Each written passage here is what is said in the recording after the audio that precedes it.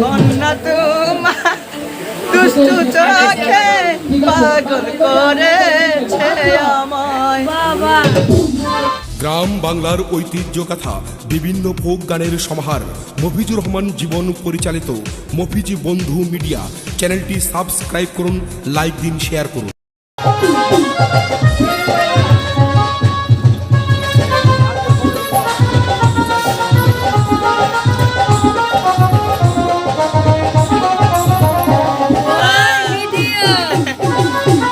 আজকে মায়া আপু আমাকে সুন্দর করে সাজিয়ে দিয়েছে, কেমন লাগতেছে আজকে জানি না। আজকে মায়া আপু সুন্দর করে সাজিয়ে দিল।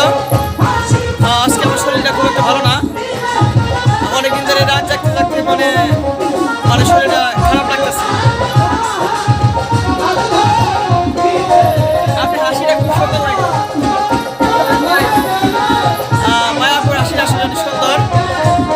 বিশেষ করে কালকে প্রোগ্রামে ছিল স্টুডিওতে, আজকে আবার আমরা বেহুলা গানে এসেছি ভালুকা, এখানে প্রোগ্রাম করতেছি, সবাই আছি আমরা। মায়া আপু বিচার করতেছে সুন্দর করে। মায়া আপু কেমন আছেন? অনেক ভালো। অনেক ভালো। তুমি কেমন আছো? আমিও ভালো। মনটা কেমন আছে? আমার মনটা ভালো। তোমার মন কেমন আছে? আমার মন সবসময় এই জায়গায় ভালো আছে? সব জায়গায় ভালো আছি।